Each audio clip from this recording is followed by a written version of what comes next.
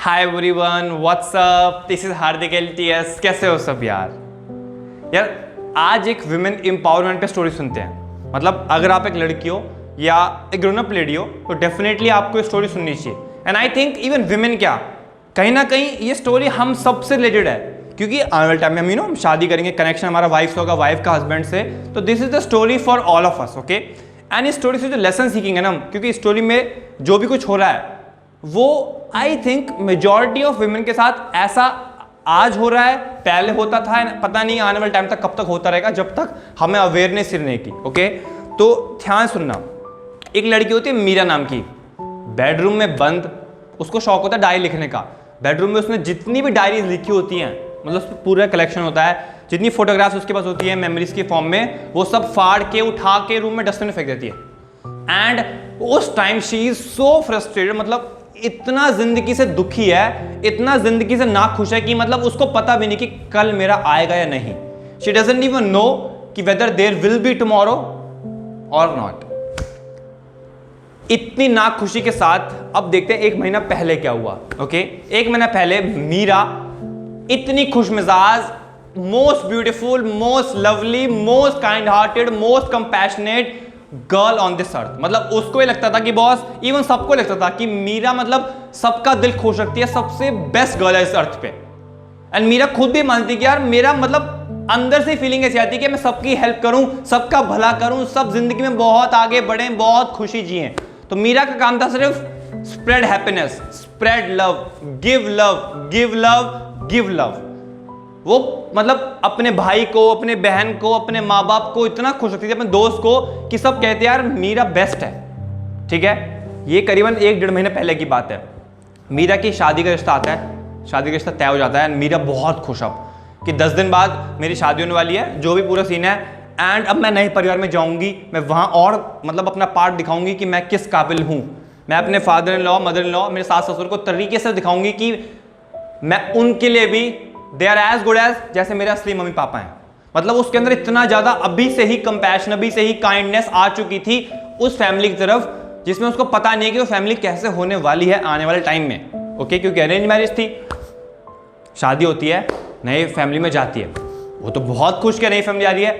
कुछ 3-4 दिन बाद वो फैमिली निकलती है बिल्कुल बेकार, घटिया, sorry for my word, but इस टाइप फैमिली निकलती है, वो ना टॉन्ट मारते कि यार तेरे पापा ने हमें वो नहीं दिया, दहेज में वो नहीं दिया, वही पुराने ख्यालात वही चल रहे होते हैं। इवन अभी भी ये चलते हैं बॉस, ये नहीं कि पहले टाइम में दहेज की मारा मारी थी, अभी भी है, बट सामने नहीं आती, क्योंकि अब इतनी पुरानी खबरें हो चुकी है कि अब कब तक दहेज की चीज आती रहेंगी। छोटे मोटे कॉलम में आती है, हिंदी इंग्लिश पेपरों में, हिंदी पेपर में आती है, इंग्लिश पेपर में भी नहीं, ओके। तो उसके जिस शादी का जिस घर में आती है वो घर वाले ऐसे होते हैं, पति उस टाइम कुछ नहीं कहता, बट पति सुनता रहता है, बहुत टॉन्ट्स, रोज टॉन्ट, रोज टॉन्ट, रोज टॉन्ट। अब रोज रोज क्या लड़े, सास ससुर दोनों सर पे चढ़ रहे हैं, उस टाइम वो क्या करे, कुछ नहीं पता, झेल दिया, क्योंकि बचपन से ही how she is brought up.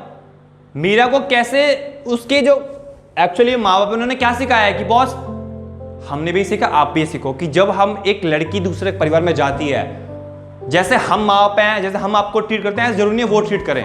तो आपको कई बार सैक्रिफाइसिंग बनना पड़ेगा, उनकी बात माननी पड़ेगी। बट यहां तो मीरा हर बार सैक्रिफाइसिंग बन रही है, क्योंकि जैसे उसको समझाया, उसके दिमाग में बैठ चुका है कि बहुत से नए माँ बाप हैं, इनकी बातें माननी है, माननी है, माननी है, जो ये बोलेंगे मानना है, बिना समझे, चाहे मेरा भला हो चाहे मेरा बुरा हो। एंड उसका बुरा बुरा बुरा हो रहा था, बुरा सुन रही थी। वो क्या करे, मम्मी से फोन कर डिस्कस करती है, मम्मी मेरे साथ ये लड़ाई हुई सास से, वो लड़ाई हुई सास से। मम्मी कहती है बेटा कोई नहीं, बेटा कोई नहीं। इवन मम्मी कई बार ये भी कहती है कि तू तो बेटा रोज ही फोन कर देती है, एक आध दिन रुक तो जा कम से कम, हर बार फोन घुमाई थी, मम्मी ये दिक्कत है, मम्मी वो दिक्कत है, बच्ची है क्या, now you are a grown up lady. कहती है यार तो मम्मी ने साथ नहीं रही, मम्मी ऐसा बोल रही है तो मैं किसको रीच आउट करूं, जब मम्मी ने ही साथ नहीं दिया तो मैं किसको रीच आउट करूं। एंड बॉस, ऐसे इंडिया में, क्या आई थिंक बाहर का भी नहीं पता, बट इंडिया की बात करते हैं, ऐसे इंडिया में केसेस हैं। मतलब जब फोन करो, यानी मम्मी भी उल्टा सीधे कहती कि यार मुझे क्यों बार बार फोन कर रही है, मैं क्या करूंगी तेरा, अपनी फैमिली संभाल। ऐसे केस होते हैं, ओके। उसको ऐसा जवाब मिल रहा है, धीरे धीरे पति से लड़ाई स्टार्ट हो गई। अब पति के साथ टॉन्ट, इंसल्ट, पति भी आगे उनकी लेन में, है ना, और फाइटिंग, क्लैशेस सब हो रहे हैं। अब वही मारा पीटी स्टार्ट हो गई, करने लगे पति। Now she is so frustrated कि यार उसको उस घर में जीने का मन नहीं कर रहा, उसको उस घर में लग रहा है कि यहां से कोई मेरा हक छीन रहा है जीने का। हालांकि लाइफ हमारी है, suffering is a choice, remember. Pain is inevitable but suffering is a choice, but she is suffering, क्योंकि अभी तक मीरा को लग रहा था कि मेरी जिंदगी ये सारे कबूतर कंट्रोल कर रहे हैं। बट एक दिन मीरा को एक फोन आता है कि यार उसकी बहन की एंगेजमेंट है 1 हफ्ते 2 हफ्ते बाद। तो मीरा कहती है कि घर में प्रपोजल रखती है कि यार मैं जाने वाली हूँ। अब प्रपोजल रखेगी भाई, जब कोई सुन ही नहीं रहा उसकी बातें, कोई उसको समझता नहीं है। उसने जैसे तैसे प्रपोजल रखा बहुत प्यार से कि यार अब तो मान जाए एटलीस्ट। पति इतना खुंदक में आ गए कि तू कैसे जाएगी 1 हफ्ते के लिए, घर में काम कौन करेगा, ये कौन करेगा, वो कौन करेगा। पति ने चुपचाप उसको एक बार बेडरूम में लॉक कर दिया और फोन वोन सब बाहर छुड़वा दिया उसका। अब मीरा 3 दिन बेडरूम में लॉक है। एंड मीरा अब जो मैंने कहा था कि अब हम चलते हैं 1.5 महीना पहले, स्टार्टिंग वाली चीज आ गई। अब मेरा बेडरूम में लॉक है। उसने जो डायरीज लिखती है वो डायरीज को शौक है उसको अपनी फीलिंग्स लिखने का, मेरे साथ क्या क्या घटना घटी वो सब उठा के फाड़ फूट के फेंक देती है। उठा के जितनी फोटोग्राफ मेमोरीज उसके साथ होती हैं पति की शादी की पुरानी, इतनी खुंदक में सब फेंक दी कि बॉस बस अब हो गया, मतलब अब हो गया, अब नहीं मैं रुकूंगी। मेरी लाइफ इन कबूतरों को मैं कंट्रोल नहीं करने दूंगी, कुछ भी हो जाए, क्योंकि pain is inevitable, suffering is a choice. मैं सफर नहीं होंगी। जैसे ही इस गेट का लॉक खुलता है बॉस, मुझे कोई रोकने वाला नहीं है, इस बात की तो गारंटी है। मतलब उसने ठान लिया अंदर से अब कि अब नहीं सुनूंगी। भाड़ में गई दुनिया, भाड़ में गई सैक्रिफाइसिंग नेचर, सब कुछ गया भाड़ में। बॉस अगर मुझे ही जिंदगी जीने का हक नहीं मिलेगा तो मैं कैसे अपने परिवार को खुश रख पाऊंगी। आजकल की विमेन का क्या है कि बॉस अपनी खुशी गई भाड़ में, अपना प्यार गया भाड़ में, हमें दूसरों को बस ऊपर रखना है, अपने से ऊपर रखना है, उनकी रेस्पेक्ट करनी है। बॉस पहले अपनी खुशी देख लो, फिर दूसरों को खुश कर पाओगे आप। समझ लो, अगर आप खुश नहीं हो तो how can you make others happy, how can you make other love. अगर आप ही प्यारे नहीं हो बॉस, आप अपने आप से प्यार नहीं करते तो आप दूसरों से कैसे प्यार कर सकते हो। उसके अंदर आ गए कि बॉस कुछ भी हो जाए, जैसे ही गेट खुलेगा बॉस ये पल मेरा इस घर में आखिरी पल होगा। 3-4 दिन बाद पति चुपचाप गेट खोलता है, मेरा तैयार बैठी है, पूरा तैयार बैठी है, कपड़े वपड़े गए भाड़ में, तैयार बैठी। गेट खुलते ही सीधा गई बाहर, गेट पर तोड़ के मारा, फेंक के मेन गेट से बाहर। उसके बाद और आज का दिन है, मीरा ने आज तक उस घर को देखा नहीं। अब क्या हुआ, मीरा वहां से गई, पति और चालू। पति ने तुरंत फोन कर दिया उसके घर वालों को, जो उसके असली मम्मी पापा हैं। मायके में फोन, ससुराल में फोन कर देगी आपकी बेटी ऐसे भाग गई है और उसको शर्म नहीं है, पिछले 1 महीने से काम नहीं करती, हमारे सर पे बोझ आया पड़ा है, हम ये नहीं कर पा रहे, वो नहीं कर पा रहे, और बड़ा चढ़ा के गंदा गंदा बोल दिया। एंड उनके पति ने इतना कन्विंस कर दिया कि उसके असली माँ बाप मान गए कि बॉस उनकी मीरा बेटी जिनके साथ वो 15-20 साल रहे हैं, सडनली इन 15-20-25 दिनों में एक रैंडम आदमी ने जिसके साथ उनका रिलेशन अभी जस्ट बना है, उसने कन्विंस कर दिया कि बॉस आपकी बेटी ऐसी है, आपकी बेटी वैसी है, आपकी बेटी मक्कार 1 नंबर की, आपकी बेटी को जीने का हक नहीं है, आपकी बेटी वापस लड़के आ रही है, इसको कतई घर में मत घुसने देना। अब क्योंकि पता है क्यों होता है, कई बार ऐसा होता है कि हम इतने ज्यादा बाउंड हो जाते हैं ना कि यार अरे हम लड़की वाले हैं, अरे हम ये, अरे हम वो हैं, अरे उसने बोल दिया तो यार उसकी बात लकीर हो गई। उनकी बेटी घर में आती है रोते रोते, बेटी अपनी बात रखे कि बॉस वो तैयार बैठे हैं, out, get out, get out. उसके माँ बाप खुंदा के बैठे हैं, गेट आउट राइट नाउ। सुनो तो पापा, सुनो तो बात, नहीं सुनेंगे, निकलो, तुम्हें सब बता दिया हमारे पति ने तुमने क्या कर रहा है, तुम्हारे सारे कारनामे बता दिए, तुम हमारे घर के लायक नहीं, तुम इस धरती पे बोझ हो, निकलो बाहर। हमसे पहले समझते थे कि तुम बोझ हो बट बोलते नहीं थे, अब वो और बड़ा चढ़ा के बोल रहे हैं। मीरा कहती क्या हो रहा है ये बात तो सुनो, आपको पता है मेरे साथ क्या क्या हुआ है। वो सुनने को राजी नहीं, वो बिल्कुल सुनने को राजी नहीं। इवन मीरा बताती अपनी बात, तुम झूठ बोल रहे हो, तुम झूठ बोल रहे हो, तुमसे अपने आप को बचाने के लिए बोल रही हो। अब इस कंडीशन में मीरा क्या करे, सबसे ज्यादा loving, most beautiful, most kind hearted lady on earth, जो वो समझती थी, जो वो थी एक्चुअली में, उसके परिवार के हिसाब से, उसके दोस्तों के हिसाब से, उसके फ्रेंड्स के हिसाब से, सडनली 2 महीने में ऐसी पासा पलटी, शादी कर गई, उस परिवार ने बाहर निकाल दिया, पति ने तरीके से ट्रीट नहीं किया, अपने घर में वापस आई, घर वाले सुन नहीं रहे क्योंकि उस रैंडम आदमी से बस 1.5 महीना क्या बात हुई, उसने उनका दिमाग घुमा दिया। And now Meera is alone on this earth. वो घर के सामने खड़ी है, घर वाले घुसने नहीं दे रहे, उसकी बात सुन नहीं रहे, सुन के मान नहीं रहे। मीरा ने कहती है बॉस ठीक है मत सुना। मीरा के अंदर कहा था ना कि मीरा ने कहा कि अब मैं सफर नहीं होंगी चाहे कुछ भी हो जाए, बहुत जी लिया दूसरों के लिए, बहुत अब जीऊंगी खुद के लिए। मीरा वहीं से चले आती है जिंदगी भर के लिए। आगे वाले टाइम में मीरा अपनी जिंदगी खुद जीती है, नई शादी करती है, नए बच्चे करती है। अब इस स्टोरी से हमने क्या सीखा, बहुत बेसिक स्टोरी थी बट ध्यान समझना बॉस कि मीरा जैसी जो कंडीशन थी उसकी, मेरे की जैसी condition I think majority of women जो हमारे इंडिया में हैं वो फेस कर रही हैं या करती थी पहले, डेफिनेटली। क्योंकि हमारी जो इंडिया, आई थिंक इवन पता है क्या, हमें लगता है कि इंडियन सोसाइटी में बहुत ये मेल डोमिनेशन है, बट बाहर भी ऐसा है बॉस, हमें खबर नहीं है।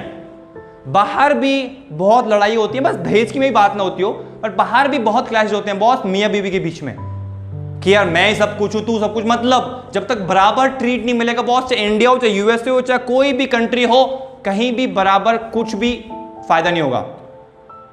तो जैसी मेरा कंडीशन थी, अब आप ये बताओ कि बॉस क्या उसने सही किया अपने असली माँ बाप को छोड़ के, असली माँ बाप को छोड़ के, जिन्होंने उनको 15-20 साल तक पाला। इस क्वेश्चन में आधी से ज्यादा आई थिंक इंडिया की जितनी भी लड़कियां हैं, जितने भी ग्रोन अप लेडीज हैं, सब कैसा फंसती हैं कि बॉस जब मेरे सास ससुर वाले, मेरे ससुराल में मुझे इज्जत नहीं मिल रही, मेरे घर में मुझे इज्जत नहीं मिल रही, अब मैं क्या करूं? Should I leave them? क्या उनको मैं छोड़ के आगे बढ़ जाऊं? फिर मेरे दिमाग में आएगा कि यार इन्होंने मेरे को 20 साल तक पाला। बॉस दिमाग में रखना, जैसे हम ब्रॉटअप होते हैं पूरी इंडियन सोसाइटी में कि हम विमेन है, हम नए घर में जाएंगे, ये सैक्रिफाइसिंग होगा बॉस, वो जमाना गया। अगर आप अपनी जिंदगी बेहतर चाहते हो तो वो जमाना गया नहीं, वो जमाना है। बट अगर आप चाहते हो कि मेरी जिंदगी बेटर हो, मुझे लाइफ में फ्रीडम चाहिए, मुझे live life on my own terms चाहिए। Live life on my own terms मतलब ये नहीं कि बॉस जो मैं चाहूं वो हो, इसका मतलब कि बॉस जैसा मैं चाहूंगी, जब मैं चाहूंगी, मैं वो कर सकती हूं। एंड मेरे साइड वाले, मेरे परिवार वाले इतने अंडरस्टैंडिंग है कि बॉस वो भी समझेंगे। इस टाइप का एटीट्यूड रखना है, तभी ये सब चीजें लगेंगी कि ये वो जमाना गया, अब हमें नया जमाना जीना है, नई लाइफ बनानी है।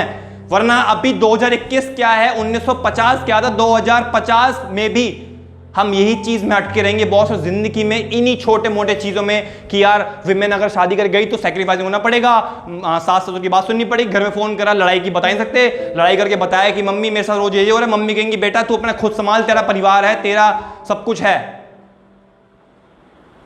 अगर आप चाहते हो चेंज होना, तभी आप चेंज हो सकते हो बॉस, ये जान लो। मीरा ने ठान लिया, सडनली कुछ नहीं पता उसको क्या हिट किया, उसने ठान लिया कि बॉस जब वो बेडरूम बंद थी कि बस आज खत्म, आज के बाद मुझे नहीं पता कि मेरा कल कैसा होगा, कल क्या होगा, कल मैं कैसे जीऊंगी, बट अभी के लिए तो मैं सफर नहीं होने दे सकती अपने आप को, क्योंकि ये मेरी लाइफ है, भगवान ने एक जन्म दिया है, इस जन्म को और खुल के नहीं जिया, मर मर के इन लोगों के लिए जी लिया, इन कबूतरों के लिए जी लिया, इन चिंदीपनों के लिए जी लिया, सॉरी फॉर माई वर्ड्स। तो मैं जिंदगी में कभी आगे नहीं बढ़ पाऊंगी। एक ह्यूमन बीइंग का जन्म मिला है, इसको पूरा जीना है बॉस। एंड ये मीरा ने जो ट्रांसफॉर्मेशन लाया, क्या उसने सही किया अपने असली माँ बाप को छोड़ के? मे बी उसने बाद में कांटेक्ट करने की कोशिश की हो, तब भी माँ बाप ना माने हो, तो अब क्या करें भाई, अब क्या करें जी, ये बताओ। जब खुद के माँ बाप ही नहीं सुन रहे, पूरा समझाने के बाद अब क्या करेंगे? क्या घुसते रहें जो वो घर में नहीं घुसा रहे? क्या वापस पति के पास चले जाएं जो इतनी रिस्पेक्ट नहीं करते, घर में घुसने तक नहीं देते मुझे? What should I do? Leave leave leave. अगर आपको अपनी लाइफ बेहतर चाहिए तो छोड़ो इन सब चीजों को। अगर आपको लाइफ बेहतर चाहिए, अगर आपको लगता है कि बॉस जिंदगी में आगे कैसे जीऊंगी, अरे मेरे पास तो पैसे नहीं है, अरे मैं पैसे कैसे कमाऊंगी, ये आपका पुअर माइंडसेट है। यही चीज बॉस दुनिया में हजारों लाखों लड़कियों को, जितनी भी औरतें हैं इंडिया में जो 40-50 साल की, यही चीज उनको फंसा के रखती है कि मैं पैसे कैसे कमाऊंगी, मेरा तो पति मुझे पैसे दे रहा है, मेरा तो घर वाले मुझे नहीं सपोर्ट कर रहे, मैं कैसे छोड़ सकती हूं, मुझे इन सब की चीजें सहनी पड़ेंगी। बट बॉस याद रखना, कभी भी लोग आपसे भी बुरी से बुरी कंडीशन में गिर के वहां पहुंच गए जो आप सोच नहीं सकते। उनके अंदर सिर्फ जिगरा था जीने का, एंड वो जी गए बॉस। अगर आप सोचते हो कि बॉस मैं इन सब में फंसी पड़ी हूं, I am confined to him, I am confined to her, मैं उसके चक्कर में आगे नहीं बढ़ती क्योंकि वो मुझे पैसे दे रहा है, वो मुझे कर रहा है, बॉस स्मार्टली सोचना है कि लॉन्ग टर्म में मुझे क्या चाहिए। दुनिया में कोई भी इवन 40-50 साल की भी कोई लेडी जिसको कुछ बिल्कुल अनपढ़ है, मतलब कुछ भी नहीं पढ़ा हुआ, या इवन अभी माने कि कोई एक लड़की भी जस्ट शादी हुई है उसकी, जो सिर्फ डिपेंड होगी घर वालों पे जाके, इसको कुछ नहीं पता कि अगर घर वालों ने मुझे छोड़ दिया तो क्या मैं कुछ कर पाऊंगी, नहीं कर पाऊंगी। ये आपका पूरा माइंडसेट है जो आपको जिंदगी भर आपकी कंडीशन में बांध के रखेगा। इस चक्कर में आप कभी आगे नहीं बढ़ पाओगे। ये दिमाग में रखना है। जैसे इस माइंडसेट से बाहर आए, बॉस सब कुछ निकलेगा यार, निकालने वाले तो बनो। जब जमीन पे आ गए तो आ गए ना, अब क्या करें। अब जीने के लिए कुछ भी करेंगे बॉस, कुछ भी करेंगे। बस एक फेथ, एक होप रखनी है, एक बिलीफ। एक बिलीफ एक ऐसी चीज है बॉस जो दुनिया में लोगों को कहां से कहां पहुंचा दिया यार। एक बिलीफ ने, सालों पहले बोलते थे कि स्पेस में जाना इज लाइक इम्पॉसिबल। अभी 20 जुलाई को फ्लाइट जाने वाली है, जेफ बेजोस सर जा रहे हैं जी। सबके सब बिलीफ था, रियलिटी नहीं था बॉस। जितना बिलीफ, जैसा बनाओगे वही लाइफ आपको मिलेगी। जैसा मानोगे कहीं ना कहीं वो आप बन जाओगे।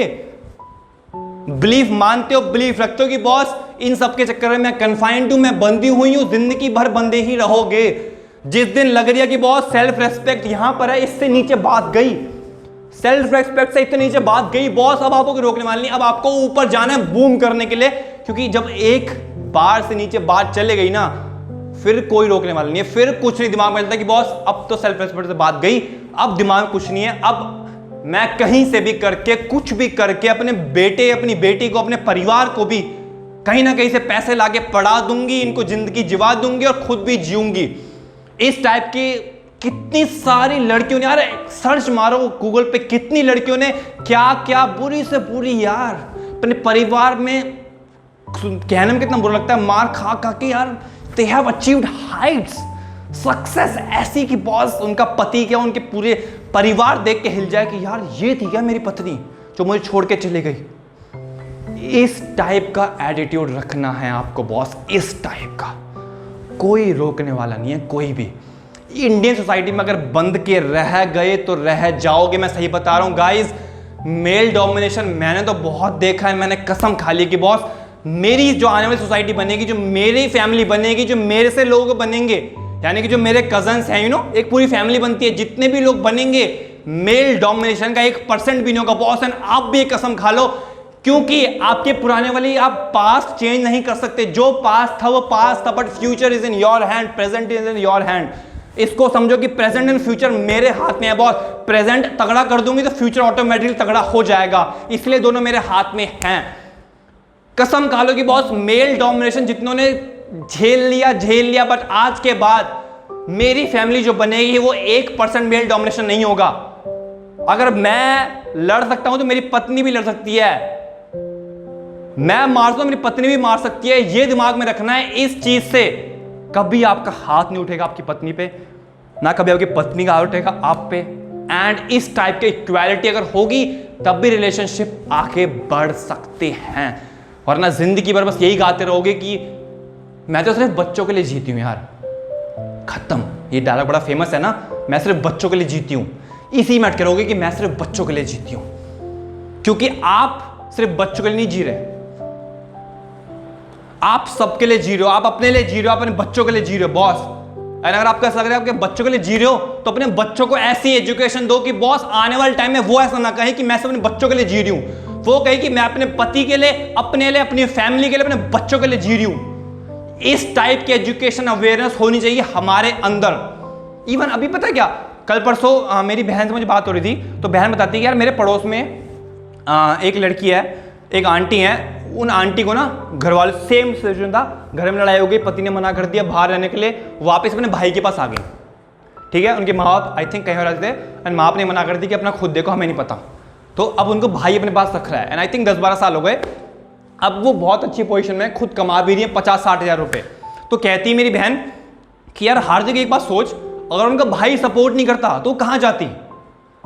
मतलब जब उनको पति ने बाहर निकाल दिया, घर वाले नहीं सुन रहे, तो अगर उनका भाई सपोर्ट नहीं करता तो वो कहां जाती, वो लेडी, वो आंटी। मैंने कहा एक बात तू सोच, अब क्या तुझे पता है कि अगर उनका भाई सपोर्ट नहीं करता वो क्या करती? क्या तुझे इस बात का आइडिया है? हाउ कैन यू से कि वो क्या करती? वो कुछ भी करती, वो कुछ भी करती। वो दोस्त के पास जाती, दोस्त से मदद मांगती, दोस्त नहीं देता, भाई के पास जाती, भाई दूसरे भाई के पास जाती, तीसरे भाई के पास, तीसरी बहन के पास। सब रास्ते बंद हो गए बॉस, तो ठीक है मैं कुछ ना कुछ करूंगी, मैं कोई एनजीओ ढूंढूंगी जो एनजीओ वुमेन एम्पावरमेंट करते हैं, कहीं ना कहीं से बॉस मैं अपनी जिंदगी जीने के लिए रास्ता निकाल लूंगी। जब ऐसा बिलीफ होगा तो रास्ता निकलेगा, रास्ता निकलेगा, रास्ता निकलेगा। एंड वही चीज आपको आगे ले जाएगी। मैंने वही तो कहा कि बॉस तू ये क्यों सोच रही है कि उसके भाई ने उनको सपोर्ट दिया, भाई ने एहसान नहीं किया, भाई का प्यार है इसलिए किया। डोंट टेक इट एज एहसान किया, भाई नहीं होता तो क्या होता, अरे भाई नहीं होता तो क्या होता, कोई नया भाई बन जाता। दुनिया में कमी है क्या अच्छे आदमियों की? रिमेंबर, याद रख, दुनिया में अच्छे आदमियों के बुरे आदमियों की कमी नहीं है। बुरे भी इतने हैं कि बॉस पूछो मत, अच्छे भी इतने हैं कि बॉस पूछो मत, अगर आप ढूंढने वाले हो तो ये मत सोचना कि आपके सपोर्ट में कोई है या नहीं है। अगर बात इतनी गिर गई कि बॉस आप पे झेला नहीं जा रहा, मतलब वो एक सेल्फ रेस्पेक्ट से नीचे बात चलेगी, अब now you can not tolerate, आप बिल्कुल भी 1% भी किसी की बात नहीं ले सकते।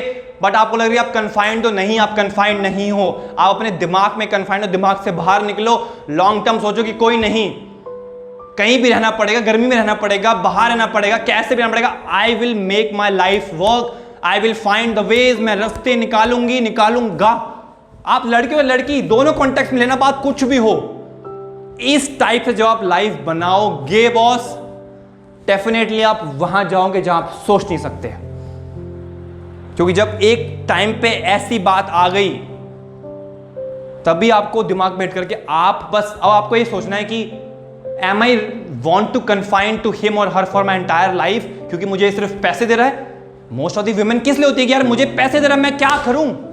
बट बॉस ठीक है, पैसे दे रहा है वो बात ठीक है, बट वो एहसान नहीं कर रहा पैसे देकर, आपको याद रखना। क्योंकि लोग इस एहसान में जब जाते हैं यार, अरे यार ये तो मेरे बच्चों को पाल रहा है यार, अब मैं इसको कैसे छोड़ सकती हूँ, ये मुझे गाली मारते हैं, मुझे मारते हैं, बट मेरे बच्चे जी रहे हैं। जब एक इस टाइम पे बात आ गई कि बॉस अब आप पे झेला नहीं जा रहा, अब झेलने की जरूरत नहीं है, रास्ते निकालने के लिए 10 जिगरा होना चाहिए, बस जिगरा, बस सही बता रहा हूं बॉस, कहीं से भी आ जाएगा, कहीं से भी।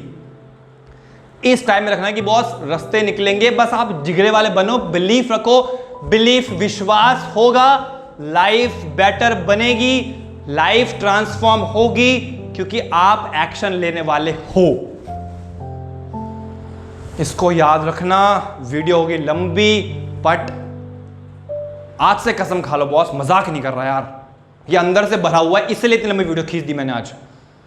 मेल डोमिनेशन, मुझे इतनी नफरत है ना, मतलब इस चीज से, मतलब I just get so frustrated जब मैं इसकी कोई कहानी सुनता हूँ, कोई किस्से देखता हूँ आस पास कहीं भी, आई गेट फ्रस्ट्रेटेड मैन कि यार ऐसा क्यों हो रहा है, ये कैसे समझते हैं अपने आप को, इनमें थप्पड़ नहीं पड़ा क्या आज तक, सही में sorry for my words, but मेरे दिमाग में आता है कि how can he slap his wife, यार कैसे पॉसिबल है।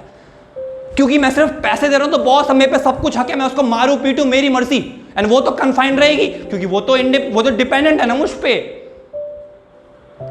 दिमाग में रखना बॉस, जब बस एक लास्ट बात की, जब सेल्फ रेस्पेक्ट से नीचे बात आ गई, झेली नहीं जा रही, झेलना नहीं है, झेलना नहीं है, झेलना नहीं है बॉस।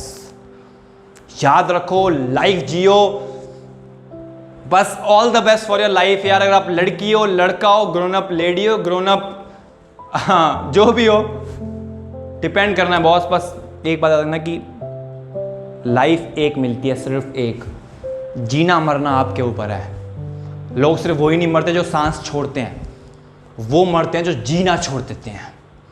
दोबारा, लाइफ एक है, जीना मरना आपके हाथ में है, सिर्फ मरते वो नहीं है जो सांस छोड़ देते हैं, मरते वो हैं जो जीना छोड़ देते हैं। थैंक यू सो मच, मिलते हैं नेक्स्ट वेडनेसडे। शेयर करो वीडियो, लोगों को बताओ कि यार व्हाट इज वुमेन एम्पावरमेंट, क्या क्या हम कर सकते हैं। कोई भी, इवन लड़का भी वीडियो देख रहा है, बॉस एम्पावर योरसेल्फ किया, कोई नहीं, मेरे साथ भी अगर ऐसा हुआ, I will fight. Thank you so much, bye bye.